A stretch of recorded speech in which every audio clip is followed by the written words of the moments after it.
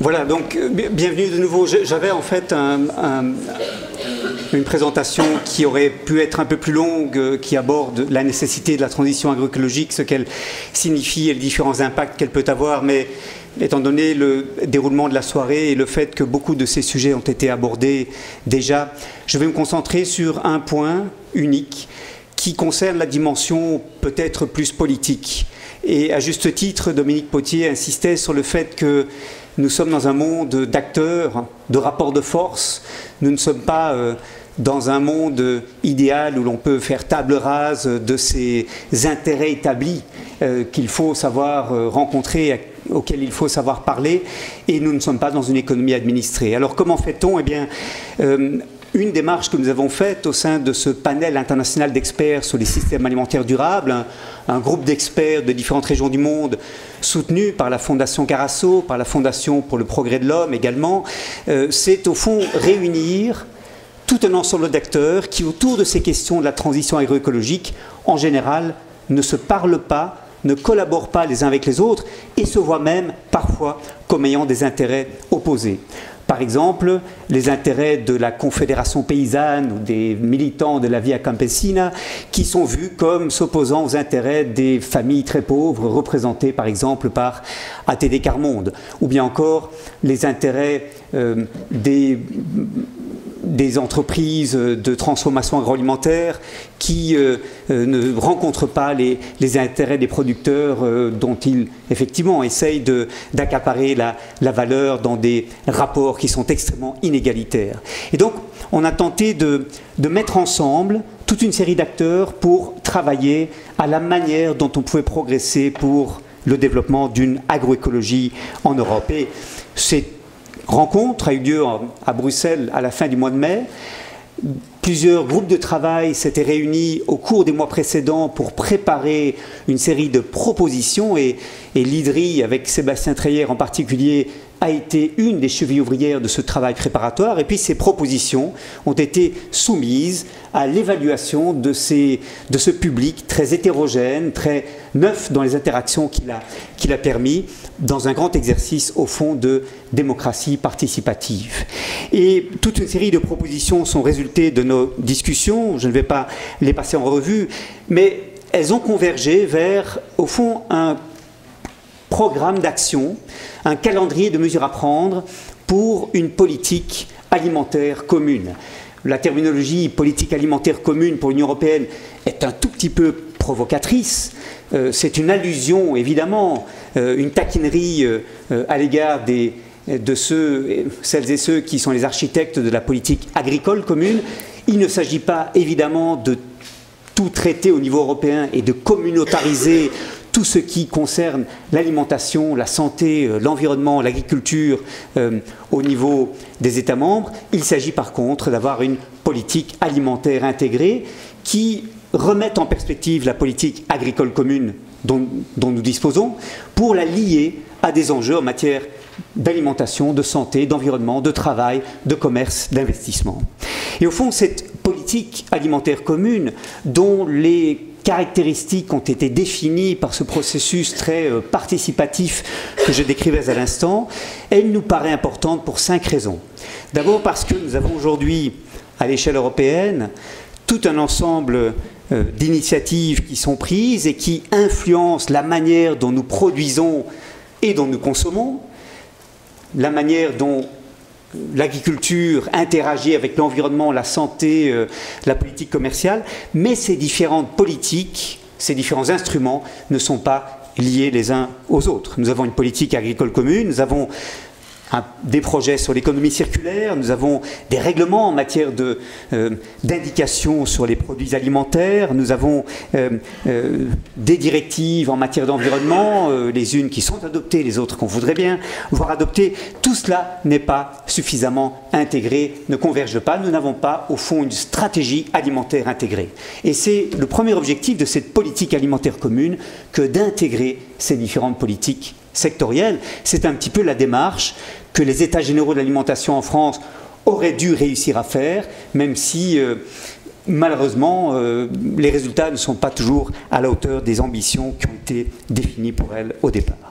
Alors, deuxième Deuxième objectif, c'est d'apprendre de ce qui se fait au niveau des États membres. Dans plusieurs États membres, et la France, avec les États généraux de l'alimentation, en est un exemple, dans plusieurs États membres, on réfléchit à des politiques alimentaires intégrées au plan national. C'est par exemple une proposition qui est faite au niveau des Pays-Bas, où elle est aujourd'hui débattue sur base de recommandations de scientifiques. C'est une proposition qui est faite au niveau de la Suède, où elle est en discussion au Parlement. On a des initiatives au niveau également de l'Italie, où cette question est débattue. Partout au niveau des États membres, on comprend la nécessité de changer non seulement les manières de produire, mais avec elles, les manières de commercialiser, les rapports de force entre producteurs et acheteurs, transformateurs, les manières de consommer, les régimes alimentaires. On ne peut pas changer un élément du système sans avoir une approche beaucoup plus systémique, holistique. C'est l'objectif que nous recherchons au niveau européen également. Troisième objectif, c'est lier les réformes de court terme à une vision de long terme par une stratégie pluriannuelle et une gouvernance, si vous voulez, de la transition pour ne pas être toujours les otages du court terme. Ceci nous paraît extrêmement important. On ne peut pas opérer une transition en un seul jour. C'est la raison pour laquelle ce projet qui vous est présenté aujourd'hui par Pierre-Marie Aubert et Xavier Pou s'appelle 10 Years for Agroecology, 10 années pour mettre sur les rails la vision d'une agroécologie à l'échelle européenne, celle-ci pouvant être réalisée pour 2050, mais en 10 ans, l'on peut créer un processus qui peu à peu devient irréversible par les attentes qu'il a créées et par les dynamiques qu'il a lancées. Donc cette manière de réfléchir de manière séquentielle la transition écologique nous paraît extrêmement importante, et il faut pour cela se donner un plan d'action, se donner des indicateurs de progrès, avoir un monitoring indépendant du progrès réalisé à travers des indicateurs, si possible quantitatifs, pour s'assurer que nous travaillons dans la bonne direction. Et je suis ravi de voir que, notamment grâce au travail de IPES Food, une série d'institutions européennes ont déjà pris position en faveur d'une telle stratégie alimentaire à l'échelle européenne, politique alimentaire intégrée. Les terminologies varient un petit peu, mais par exemple, le Comité économique social européen a adopté un avis en mai 2016 intitulé « Vers des systèmes alimentaires plus durables », et cet avis met l'accent sur la nécessité, je cite, d'élaborer une politique européenne claire et un plan d'action permettant de mettre en place un système alimentaire durable, résilient, sain, juste, respectueux du climat, qui encourage la coopération et la compréhension mutuelle entre toutes les parties prenantes tout au long de la chaîne d'approvisionnement alimentaire. On a le Comité économique social européen qui a adopté plus récemment, en décembre dernier, un avis sur la contribution de la société civile au développement d'une politique alimentaire globale dans l'Union européenne, qui, là encore, réitère son appel en faveur de l'élaboration d'une politique alimentaire globale au sein de l'Union européenne afin d'assurer cette alimentation saine et durable que le Comité économique social européen appelle de ses vœux. On a le Comité des régions qui a pris position également en ce sens, et plusieurs parlementaires européens qui nous ont fait part de leur intérêt à créer un intergroupe autour de cette question. Et donc, un troisième objectif, c'est d'aller vers une approche beaucoup plus stratégique.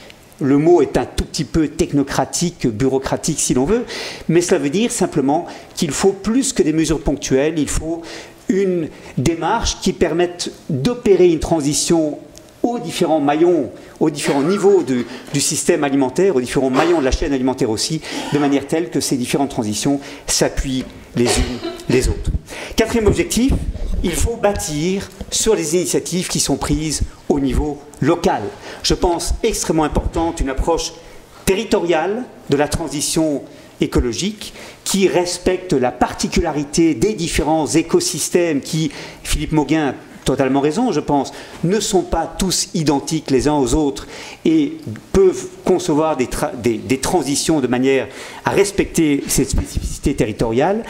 Et cela signifie encourager les régions, les départements, les biorégions à opérer des transitions à leur échelle en tenant compte de leurs particularités, de leurs forces et de leurs faiblesses, la politique européenne pouvant venir en soutien de cette démarche. L'article 39 de la loi d'avenir sur l'agriculture, l'alimentation et la forêt de octobre 2014, qui prévoit ces projets alimentaires territoriaux, me paraît être un bon exemple de ce qui devrait être fait à l'échelle de l'Union européenne et que l'Union européenne peut appuyer. Et enfin, dernièrement, il est impératif que ces transitions se fassent dans le respect de la démocratie alimentaire. En réalité, l'obstacle principal à cette transition agroécologique, ce n'est pas que les agronomes sont en désaccord les uns avec les autres, ce n'est pas qu'il serait impossible pour des raisons économiques de réaliser ces transitions, c'est vraiment qu'il y a des intérêts politiques qui s'opposent à cette évolution et qui, en fait, ont un droit de veto dans le système politique. Démocratiser la prise de décision, rendre plus transparente la manière dont la politique alimentaire est élaborée au niveau de l'Union européenne, nous paraît indispensable. Pour des raisons que je n'ai pas le temps d'exposer, mais que nous avons développées dans un rapport publié en juin 2016, nous pensons que la question politique est essentielle, qu'il faut en fait une agronomie politique pour rencontrer les obstacles à la transition. Et pour cela, nous appelons de nouveau un conseil politique alimentaire à l'échelle européenne. Je suis ravi d'annoncer que le Comité économique et social européen a accepté de relever ce défi et que le 28 novembre prochain, il va demander à la Commission européenne de collaborer avec lui pour mettre sur pied cet organe participatif pour qu'on ait une démocratie alimentaire qui émerge au niveau européen. Et j'espère que ceci pourra appuyer la démarche de ces chercheurs, Pierre-Marie Aubert, Xavier Pou et d'autres au sein de l'IDRI par exemple, qui se battent pour cette transition écologique que nous appelons de nos voeux au niveau européen. Je vous remercie.